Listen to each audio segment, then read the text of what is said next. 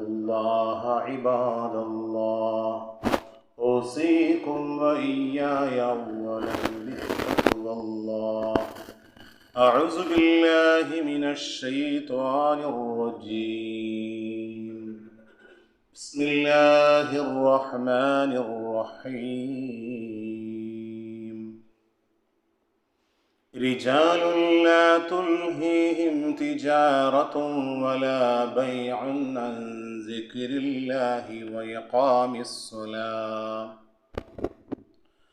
وإقام الصلاة وإيتاء الزكاة يخافون يوما تتقلب فيه القلوب والأبصار. وأيضا قال الله تعالى: يا أيها الذين آمنوا اتقوا الله وقولوا قولا سديدا يصلح لكم أعمالكم ويغفر لكم ذنوبكم ومن يطع الله ورسوله فقد فاز فوزا عظيما. ബഹുമാന്യരായ വിശ്വാസിനികളെ, പടച്ച റബ്ബിൻ്റെ വിധിവിലക്കുകളും അവൻ്റെ നിയമ നിർദ്ദേശങ്ങളും നമ്മുടെ രഹസ്യ പരസ്യ ജീവിതത്തിലൊക്കെയും സൂക്ഷിച്ചുകൊണ്ട് നമുക്ക് മുകളിൽ അത്യുന്നതനായ ഒരു നാഥൻ നമ്മെ സദാ വീക്ഷിക്കുന്നുണ്ട് എന്ന ബോധ്യത്തോടെ യഥാർത്ഥ മുത്തഖികളായി ജീവിതം നയിച്ചു കൊള്ളണമേ എന്ന് ആദ്യമായി സ്വന്തത്തെ മറക്കാതെ നിങ്ങൾ ഓരോരുത്തരോടും സഗൗരവം ഉണർത്തുകയാണ്, വസിയ്യത്ത് ചെയ്യുകയാണ്. പടച്ച റബ്ബ് നാം ജീവിക്കുന്ന കാലമത്രയും യഥാർത്ഥ തഖ്വയുള്ളവരായി മുത്തഖികളും മുവഹിദുകളുമായി അല്ലാഹു സുബ്ഹാനഹു വ തആല നാം ഏവരെയും ജീവിപ്പിക്കുമാറാകട്ടെ. നമ്മുടെ നാട് SIR-ൻ്റെ തിക്കിലും തിരക്കിലുമൊക്കെയാണ്. പലരും ആശങ്കയിലും ആ SIR-ൻ്റെ ലിസ്റ്റ് വരുമ്പോൾ ഞാൻ ആ ലിസ്റ്റിൽ ഉണ്ടാകുമോ,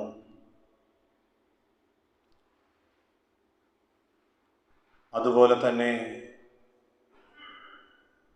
2002-ൻ്റെ ലിസ്റ്റിൽ എൻ്റെ പേരും ഉണ്ടാകുമോ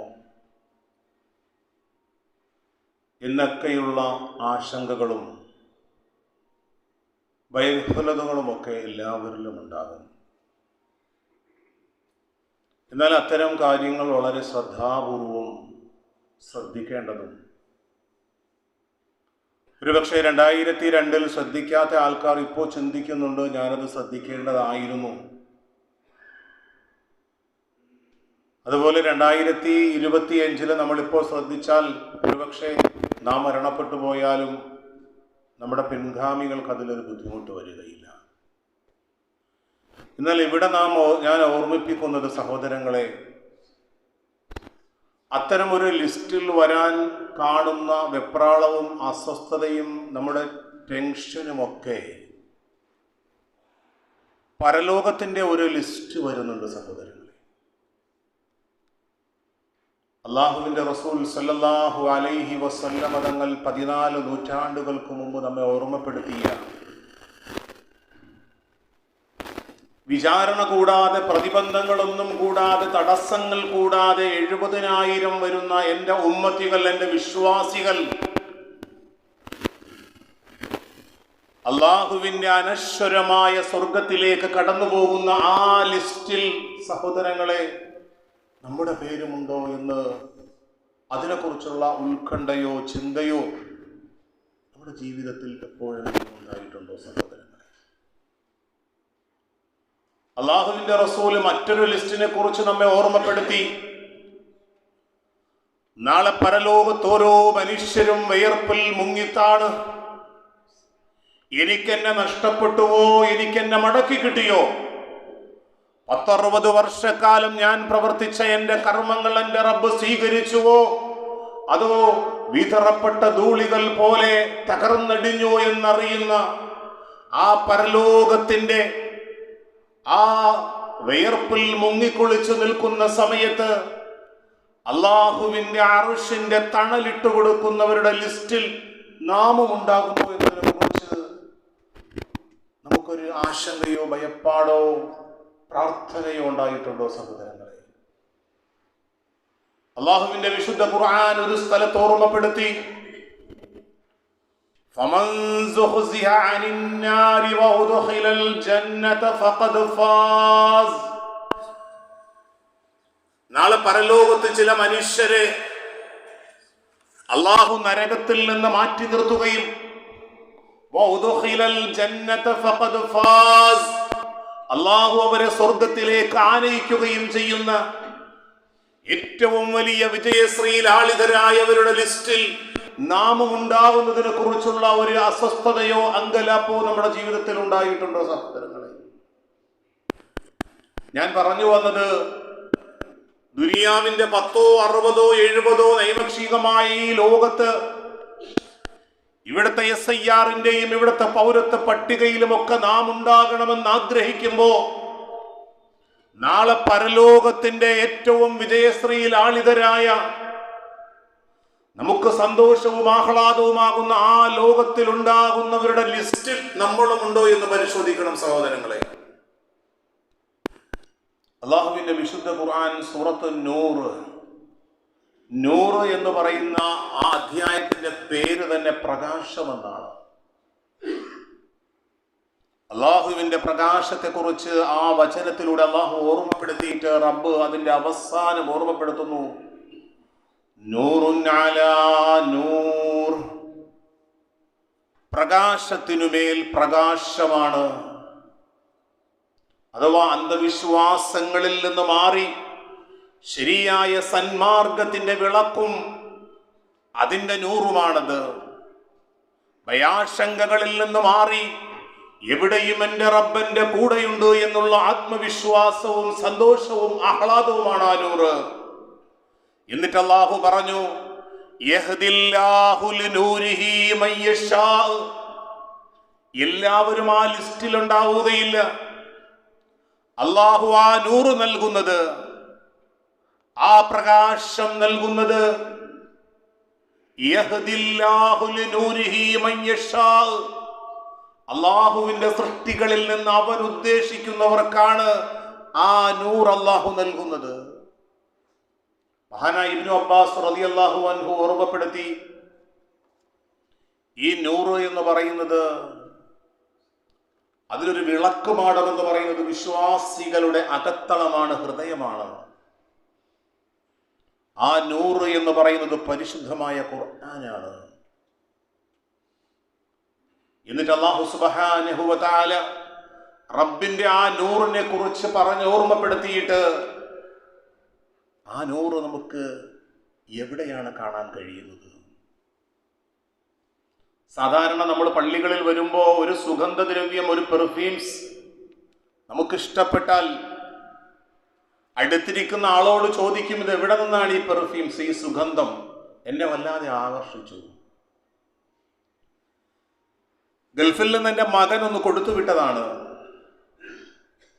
നെറ്റിൽ സെർച്ച് ചെയ്ത് നോക്കിയാൽ നമുക്കത് വരുത്താൻ കഴിയും. ആ അത്തർ, ആ സുഗന്ധത്തെ നമ്മുടെ ഹൃദയത്തിന് വല്ലാതെ ആകർഷണീയമായതുകൊണ്ടാണ് അത് എവിടെ കിട്ടുമെന്നും അത് വരുത്താനും വേണ്ടി നാം ശ്രമിക്കുന്നത്. അതുപോലെ ഈ അല്ലാഹുവിന്റെ നൂറ് എവിടെയാണ് നിലകൊള്ളുന്നത്? വിശുദ്ധ ഖുർആൻ സൂറത്ത് നൂറിന്റെ 36-ാമത്തെ വചനത്തിൽ അല്ലാഹു ഓർമ്മപ്പെടുത്തി അതെവിടെയാണ് നിലകൊള്ളുന്നത്. ഫീ ബുയൂത്തിൻ അദിനല്ലാഹു അൻ തുർഫഅ വയദ്കറ ഫീഹാ ഇസ്മുഹു യുസബ്ബിഹു ലഹു ഫീഹാ ബിൽ ഗുദുവ്വി വൽ ആസ്വാൽ. ആ നൂറ് എവിടെയാണ് നിലകൊള്ളുന്നത്? ഫീ ബുയൂത്തിൻ, ചില ഭവനങ്ങളിലാണ്, അഥവാ അല്ലാഹുവിന്റെ ഭവനങ്ങളിലാണ്. അല്ലാഹുവിനോടൊന്നിനെയും പങ്കുചേർക്കാതെ ഈ സൂര്യനെ പ്രകാശിപ്പിക്കുന്ന ഈ 800 കോടി മനുഷ്യരെ സംവിധാനിച്ച ആ ജഗന്നിയന്താവായ അള്ളാഹുവിനോട് മാത്രം വിളിച്ചു പ്രാർത്ഥിക്കുന്ന അത്തരം മസ്ജിദുകളാണ് അള്ളാഹുവിന്റെ നൂറിന്റെ കേന്ദ്രം. അവിടെ അള്ളാഹു അനുമതി നൽകിയിരിക്കുന്നു, ഉത്തരവ് നൽകിയിരിക്കുന്നു. എന്തിനാണ്? അല്ലാഹുവിനെ ഉയർത്തപ്പെടാനും. അതുകൊണ്ടാണ് അള്ളാഹുവിന്റെ മസ്ജിദുകളിൽ നിന്ന് അല്ലാഹു അക്ബർ, അല്ലാഹു അക്ബർ, അല്ലാഹുവാണ് എനിക്ക് ഏറ്റവും വലിയവൻ, അല്ലാഹുവാണ് എനിക്ക് ഏറ്റവും വലിയവൻ. ആ മസ്ജിദുകളിൽ നിന്ന് അള്ളാഹുവിനെ ഉയർത്തപ്പെടുന്നത്, മഹത്വപ്പെടുത്തുന്നത്, ഔ യുദ്കറ ഫീ ഹസ്മുഹു, അവന്റെ നാമം സ്മരിക്കുന്നതിനു വേണ്ടിയിട്ടും, യുസബ്ബിഹു ലഹു ഫീഹാ ബിൽ ഗുദുവ്വി വൽ ആസ്വാൽ, പ്രഭാതത്തിലും പ്രദോക്ഷത്തിലും അള്ളാഹുവിനെ തസ്ബീഹ് ചെയ്യുന്ന നമസ്കാരത്തിലൂടെ സുബ്ഹാനക അല്ലാഹുമ്മ റബ്ബനാ വബിഹംദിക അല്ലാഹുമ്മ ഗഫിർലി സുബ്ഹാന റബ്ബിയൽ അഅ്ലാ എന്ന അല്ലാഹുവിനെ തസ്ബീഹ് ചെയ്യുന്നതിനു വേണ്ടി, അവന്റെ നാമം സ്മരിക്കുന്നതിനു വേണ്ടി, അതുപോലെ അവനെ മഹത്വപ്പെടുത്തുന്നതിന് വേണ്ടിയിട്ടുള്ള ഭവനങ്ങളിലാണ് അള്ളാഹുവിന്റെ നൂർ നിലകൊള്ളുന്നത്. എന്നിട്ട് വീണ്ടും സൂറത്തു നൂറിന്റെ 37-ാമത്തെ വചനത്തിൽ വീണ്ടും അള്ളാഹു ഓർമ്മപ്പെടുത്തി, ആ നൂർ നിലകൊള്ളുന്ന മനുഷ്യനാരാണ്? ആരുടെ ഹൃദയത്തിലാണ്? സൂറത്തു നൂർ 35-ാമത്തെ വചനത്തിൽ അള്ളാഹു ഓർമ്മപ്പെടുത്തി, ആ നൂർ എല്ലാ മനുഷ്യരുടെയും ഹൃദയത്തിൽ ഉണ്ടാവുകയില്ല. ആ ലിസ്റ്റിൽ വരുന്ന മനുഷ്യരാരാണ്? അള്ളാഹു പറഞ്ഞു, യഹ്ദില്ലാഹു ലിനൂരിഹി മൻ യശാ, അവൻ ഉദ്ദേശിക്കുന്നവർക്ക് മാത്രമാണ് ആ നൂർ അള്ളാഹു നൽകുന്നത്. ആ നൂറുള്ളവരുടെ ലിസ്റ്റ് അള്ളാഹു പറയാണ്, റിജാലും, ചില മനുഷ്യരാണ്. സഹോദരങ്ങളെ, അവിടെയാണ് നാമും നിങ്ങളുമൊക്കെ അതിലുണ്ടോ എന്ന് പരിശോധിക്കേണ്ടത്. റിജാലും, ചില മനുഷ്യരാണ്. ലാ തുൽഹീഹിം തിജാറത്തുൻ വലാ ബൈഉൻ അൻ സിക്രില്ലാഹ്, അല്ലാഹുവിനെ ഓർക്കുന്നതിൽ നിന്ന് അവരുടെ കച്ചവടമോ അവരുടെ ക്രയവിക്രയങ്ങളോ യാതൊന്നും തന്നെ അല്ലാഹുവിനെ ഓർക്കുന്നതിൽ നിന്ന് തടസ്സമാവുകയില്ല. അവർ ഈ ഭൂമിയിൽ ജീവിക്കുമ്പോഴും കച്ചവടം ചെയ്യും, ഏതെങ്കിലും സ്ഥാപനത്തിൽ തൊഴിലാളികളായി വർക്ക് ചെയ്യും, താനും തന്റെ കുടുംബവും ഒക്കെ ജീവിക്കാൻ വേണ്ടി ഉപജീവന മാർഗങ്ങൾ ചെയ്യും. ഈ കാണുന്ന ദുനിയാവിന്റെ അലങ്കാരങ്ങളിൽ മയങ്ങി അള്ളാഹുവിനെ മറന്നുപോകുന്നവരാവുകയില്ല. കഴിഞ്ഞ 3-4 ആഴ്ചകൾക്ക് മുമ്പ് കേരളത്തിലെ 4ാം ക്ലാസിന്റെ ബിരുദം മാത്രമുള്ള ഒരു ശതകോടീശ്വരനായ ഒരു മനുഷ്യൻ, മുസ്ലിമായ ആ മനുഷ്യനോട് ചോദിച്ചു, നിങ്ങൾ ഇത്രയും വലിയ സമ്പന്നനായ ഒരു കച്ചവടക്കാരനായിട്ടും എന്തേ നിങ്ങൾ ഇങ്ങനെ വിനീതരിൽ വിനീതരായി ജീവിക്കുന്നത്? ബഹുസ്വര സമൂഹത്തിന് അദ്ദേഹം കൊടുത്ത മറുപടി, ഈ ലോകം വഞ്ചനയുടെ ചരക്കാണ്. ഞാനിവിടെ കച്ചവടം ചെയ്യുമ്പോഴും ഞാനിവിടെ ബിസിനസ് ചെയ്യുമ്പോഴും അള്ളാഹു എന്നെ ഏൽപ്പിച്ച ഒരു ഉത്തരവാദിത്വം ഒരു ജോലിക്കാരൻ മാത്രമാണ്. അള്ളാഹു മടക്കി വിളിക്കുമ്പോൾ ഇതെല്ലാം ഉപേക്ഷിച്ച് ഞാൻ മടങ്ങിപ്പോകേണ്ടവനാണ്. അഥവാ ദൈവബോധത്തെക്കുറിച്ച്, അള്ളാഹുവിനെ കുറിച്ചുള്ള ഓർമ്മയെക്കുറിച്ചാണ് ആ മനുഷ്യൻ നൽകിയ ആ മറുപടി. സഹോദരങ്ങളെ, അല്ലാഹു സുബ്ഹാനഹു വ തആല പറഞ്ഞു, ആ നൂറ് നിലകൊള്ളുന്ന മനുഷ്യരുടെ ഒന്നാമത്തെ പ്രത്യേകത, റിജാലുൻ ലാ തുൽഹീഹിം തിജാറത്തുൻ വലാ ബൈഉൻ അൻ സിക്രില്ലാഹ്, അല്ലാഹുവിനെ ഓർക്കുന്നതിൽ നിന്ന്, പടച്ചവനെ കുറിച്ചുള്ള ഓർമ്മ, ഒരു മനുഷ്യൻ വ്യഭിചാരത്തിലേക്ക് എത്തുന്ന സാഹചര്യത്തിൽ നിന്ന്, അവിഹിതമായ ധനം സമ്പാദിക്കുന്നതിൽ നിന്ന്, പെട്ടെന്ന് കുടുംബ ബന്ധം മുറിഞ്ഞു പോകുന്ന വാക്കുകൾ നമ്മെ ഒറ്റപ്പെടുത്തി പറയുമ്പോഴും എനിക്കിനി ഇവിടെ ഒരു ബന്ധവുമില്ല എന്ന് പറഞ്ഞു പോകാതെ നാളെ പാരത്രികമായ ലോകത്തെക്കുറിച്ച് ഓർത്തുകൊണ്ട് ഞാൻ ഇവിടെ ഒറ്റപ്പെട്ടു പോയാലും എന്റെ കുടുംബത്തെ ഞാൻ ചേർത്തു പിടിക്കുമെന്ന ഭയപ്പാടോടുകൂടി ജീവിക്കുന്നവരാണ്. അവരാണ് ഒന്നാമത്തെ വിഭാഗം. എന്നിട്ട് അല്ലാഹു പറഞ്ഞു, ആ ഭയപ്പാടോടുകൂടി നമസ്കാരത്തിൽ ബദ്ധശ്രദ്ധയുള്ളവരാണ്, നമസ്കാരത്തിന്റെ വിഷയത്തിൽ ശ്രദ്ധയുള്ളവരാണ്. കല്യാണവും അതുപോലെ എന്തെങ്കിലും സന്തോഷങ്ങളും ആഹ്ലാദങ്ങളും വരുമ്പോ നമസ്കാരത്തെ അവഗണിക്കുന്നവരല്ല. തിരക്കു പിടിച്ച ജീവിത ഓട്ടത്തിനിടയിലും എവിടെയാണ് എൻ്റെ ളുഹർ, എവിടെയാണ് എൻ്റെ അസർ, ഇന്ന് മഗ്രിബ് എവിടെയായിരിക്കും എന്ന് പ്ലാനോടുകൂടി അള്ളാഹുവിനെ ഓർമ്മിച്ചുകൊണ്ട് ജീവിക്കുന്നവർ. നാം ചിന്തിക്കേണ്ടത്, ഇങ്ങനെ ഒരു ലിസ്റ്റ് അള്ളാഹു പറയുമ്പോൾ ആ 100 നിലകൊള്ളുന്ന മനുഷ്യരുടെ മനസ്സകം അകത്തളം ഇപ്രകാരമാണെന്ന് പറയുമ്പോൾ ഞാനും എൻ്റെ പ്രിയതമയും എൻ്റെ മക്കളുമൊക്കെ ഇന്നത്തെ പ്രഭാത നമസ്കാരം ജമാഅത്തായി നമസ്കരിക്കാൻ കഴിഞ്ഞോ സഹോദരങ്ങളെ? നമ്മൾ ചിന്തിക്കേണ്ടതാണ്. അപ്പൊ അവരുടെ ഒന്നാമത്തെ ലക്ഷണമായി അള്ളാഹു പറഞ്ഞത് അവരുടെ ഹൃദയത്തിൽ അള്ളാഹുവിനെ കുറിച്ചുള്ള ഓർമ്മയുണ്ടാകും. ആ ഓർമ്മയോടൊപ്പം നമസ്കാരത്തിൽ ബദ്ധശ്രദ്ധയുള്ളവരാണ്. മൂന്നാമതായി അള്ളാഹു പറഞ്ഞത് ആദ്യം പറഞ്ഞ 2 കാര്യം അള്ളാഹുവുമായി ബന്ധപ്പെട്ടതാണെങ്കിൽ മൂന്നാമത് പറഞ്ഞത് സക്കാത്ത് നൽകുന്നവരാണ്. നമസ്കാരത്തിൽ ചിലർ ബദ്ധശ്രദ്ധയുള്ളവരാണ്, നോമ്പിൽ ബദ്ധശ്രദ്ധയുള്ളവരാണ്. ചെലവില്ലല്ലോ, പക്ഷേ സമ്പത്തിന്റെ കണക്കനുസരിച്ച് ലോക്കറിൽ ചത്തുകിടക്കുന്ന സ്വർണ്ണ കൂമ്പാരങ്ങളുടെ കണക്ക് കൂട്ടിയിട്ട് നമ്മളിൽ നിന്ന് എത്ര പേര് സക്കാത്ത് കൊടുക്കുന്നുണ്ട് സഹോദരങ്ങളെ? അള്ളാഹു പറഞ്ഞ ആ 100 നിലകൊള്ളുന്ന മനുഷ്യരുടെ അകത്തളം നാം ഓരോരുത്തരും ആ അകത്തളത്തിന്റെ ആ 100ന്റെ വ്യക്താക്കളിൽ പെടുന്നുണ്ടോ സഹോദരങ്ങളെ? എന്നിട്ട് അള്ളാഹു ഓർമ്മപ്പെടുത്തി, അള്ളാഹുവിനെ കുറിച്ചുള്ള ഓർമ്മയും നമസ്കാരവും സക്കാത്തും ഒക്കെ അവരിങ്ങനെ നിർവഹിക്കുന്നതിന്റെ കാര്യം എന്താണെന്നറിയുമോ? സർക്കാരോ ഇൻകം ടാക്സ് ഓഫീസറോ നിങ്ങളത് കൊടുക്കണമെന്ന് അവര് വാണിംഗ് ചെയ്തിട്ടില്ല. അവരുടെ മൊബൈലിലേക്ക് നിങ്ങളത് ചെയ്തേ പറ്റൂ എന്നൊരു മെസ്സേജ് വന്നിട്ടില്ല. പിന്നെ എന്തായിരുന്നു?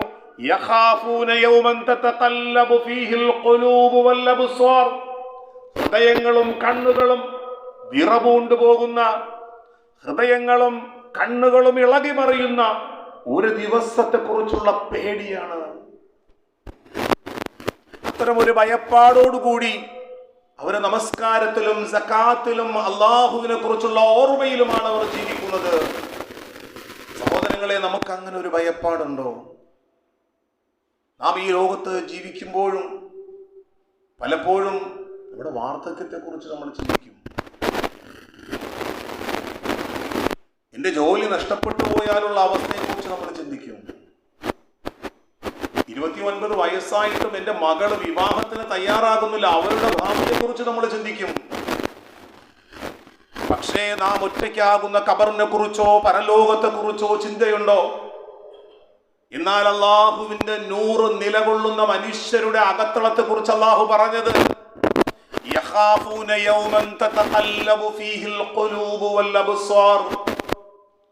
കണ്ണുകളും ഹൃദയങ്ങളും വിറപൂണ്ടു പോകുന്ന, വിറങ്ങലിച്ചു പോകുന്ന അതിദുർഘടമായ ഒരു ദിവസത്തെ കുറിച്ചുള്ള ഭയപ്പാടും ഓർമ്മയും ലക്ഷ്യബോധ്യവുമാണ് ഈ ശരിയായ പാതയിൽ ആ മനുഷ്യര് നടക്കാൻ, ആ അള്ളാഹുവിന്റെ 100 ലഭിച്ച മനുഷ്യര് നടക്കുന്നതിന്റെ പ്രത്യേകത അതാണ്.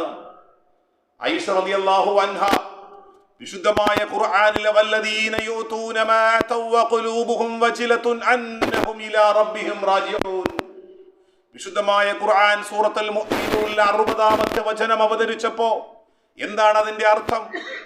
ഞങ്ങൾ റബ്ബിലേക്ക് മടങ്ങേണ്ടി വരുമല്ലോ, ഞാൻ എൻ്റെ കുടുംബത്തിൽ നിന്ന് ഒറ്റയ്ക്കാകുന്ന ഖബറിലേക്കും പരലോകത്തേക്കും ഞാൻ മടങ്ങേണ്ടി വരുമല്ലോ എന്ന ഭയപ്പാടോടുകൂടി ദാനധർമ്മങ്ങളിലും നമസ്കാരങ്ങളിലുമൊക്കെ വ്യാപൃതരാകുന്ന മനുഷ്യരെ കുറിച്ചുള്ള വചനം കേട്ടപ്പോ ആയിഷ റളിയല്ലാഹു അൻഹ അല്ലാഹുവിന്റെ റസൂലിനോട് ചോദിച്ചു, അഹുവർ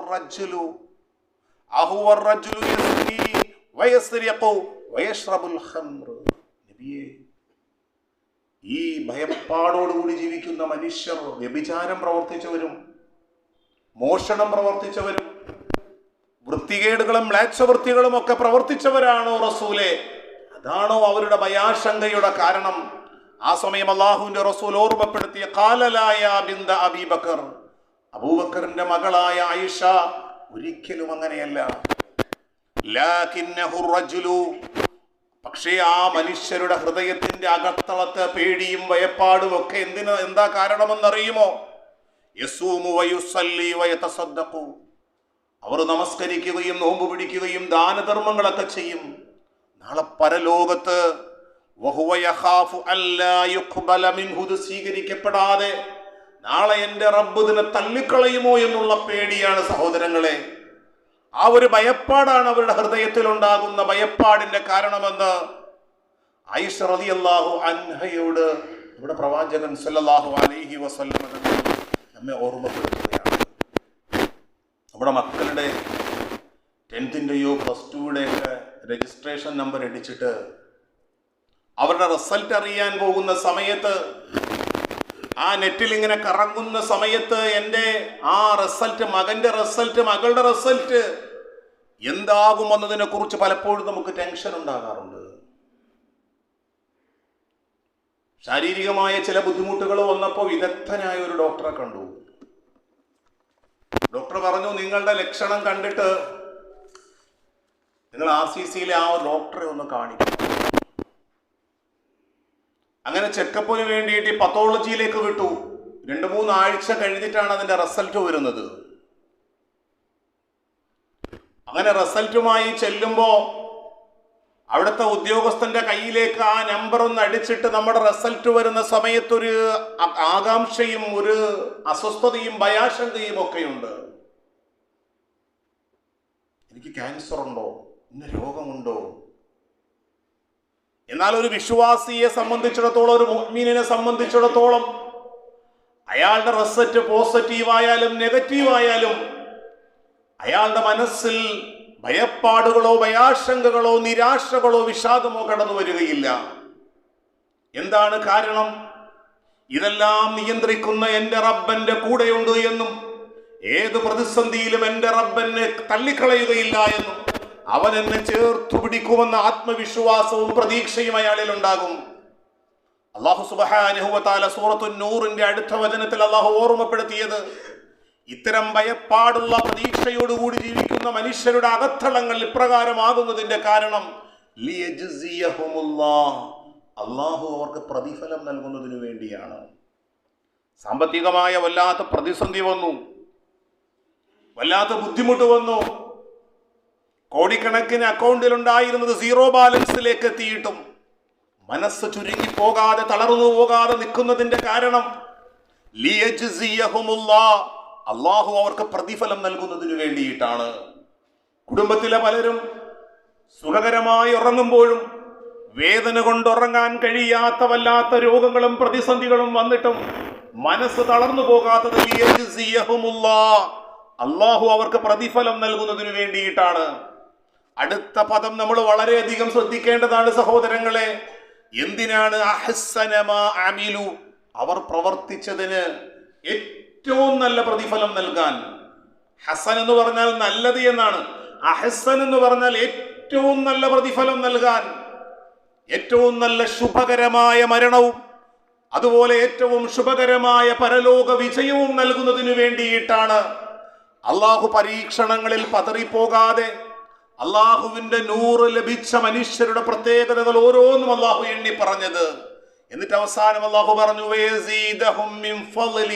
അള്ളാഹുവിന്റെ അനുഗ്രഹത്തിൽ നിന്ന് ധാരാളം നൽകുന്നതിന് വേണ്ടി. എന്നാൽ സഹോദരങ്ങളെ, ഈ 100 നഷ്ടപ്പെട്ടു പോകുന്ന മനുഷ്യർ, ഈ 100 ലഭിക്കാതെ പോകുന്ന മനുഷ്യരെ കുറിച്ചാണ് ഇനി അങ്ങോട്ടുള്ള 2 വചനങ്ങൾ അള്ളാഹു 2 ഉപമയിലൂടെ അള്ളാഹു ഓർമ്മപ്പെടുത്തുന്നത്.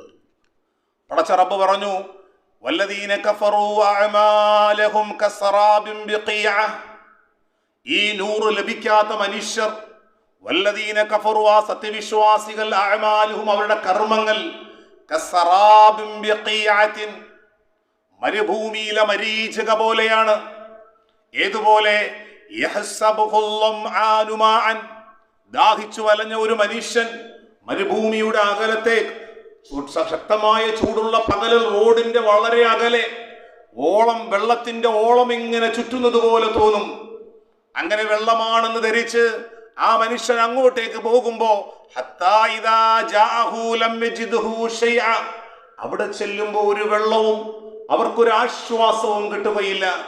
അഥവാ അല്ലാഹുവിന്റെ നൂറ് ലഭിക്കാത്ത മനുഷ്യർ, അഥവാ അവരുടെ അഖീദയും അവരുടെ തൗഹീദുമില്ലാതെ കർമ്മങ്ങൾ കെട്ടിപ്പൊക്കിയ മനുഷ്യർ, ധൂളികളെ പോലെ ദാഹിച്ചു വലഞ്ഞ മനുഷ്യർ വെള്ളമാണെന്ന് ധരിച്ചങ്ങോട്ടേക്ക് പോകുമ്പോ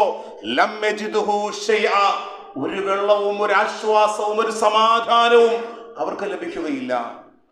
മറ്റൊരു ഉദാഹരണത്തിലൂടെ അല്ലാഹു പറഞ്ഞത് ആഴമേറിയ സമുദ്രത്തിലെ അന്ധകാരം പോലെയാണ് അള്ളാഹുവിന്റെ നൂറാകുന്ന പരിശുദ്ധ ഖുർആനിന്റെ ഹിദായത്തും വെളിച്ചവും തൗഹീദും കിട്ടാത്ത മനുഷ്യർ. എന്താണ് അവരുടെ പ്രതിസന്ധി?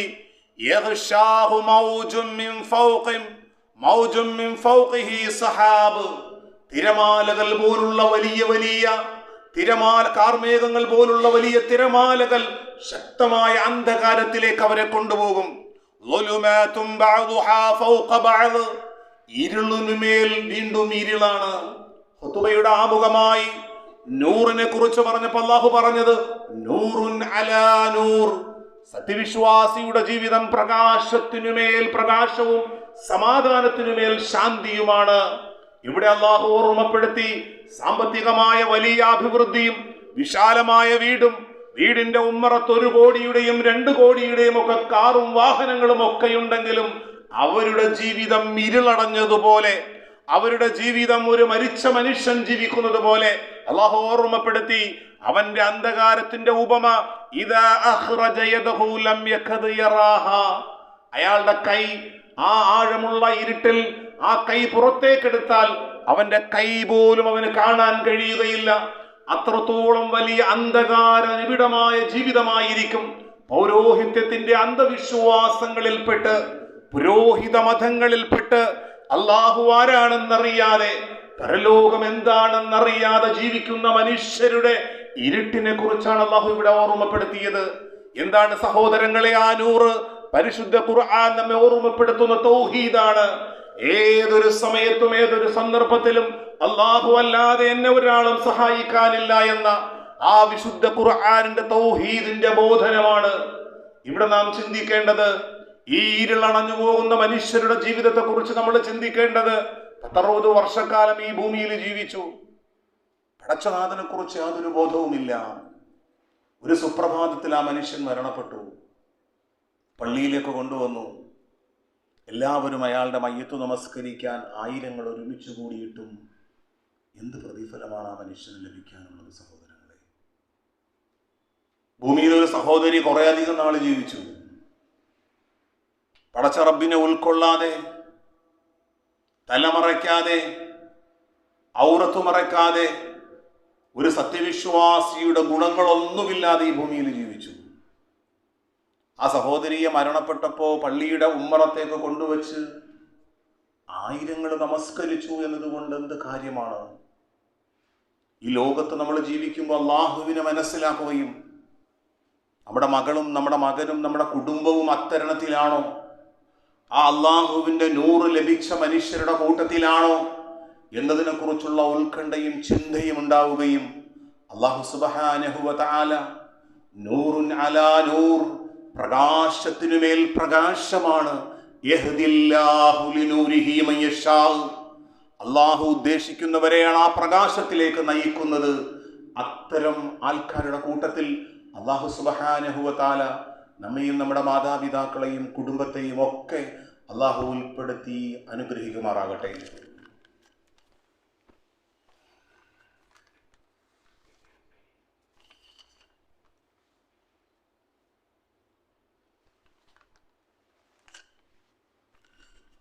അൽഹംദുലില്ലാഹി റബ്ബിൽ ആലമീൻ, അസ്സലാത്തു വസ്സലാമു അലാ അഷ്റഫിൽ മുർസലീൻ വഅലാ ആലിഹി വസഹ്ബിഹി അജ്മഈൻ. ഇത്തഖുല്ലാഹ ഇബാദല്ലാഹ്. ഒരിക്കൽ കൂടി തഖ്വ കൊണ്ട് ഉപദേശിക്കുകയാണ്, വസിയ്യത്ത് ചെയ്യുകയാണ്. സഹോദരങ്ങൾ, നമ്മളിൽ പലർക്കും യൗമുൽ ജുമഅയുടെ വെള്ളിയാഴ്ച ദിവസത്തിൻ്റെ മഹത്വവും അതിൻ്റെ പ്രത്യേകതയും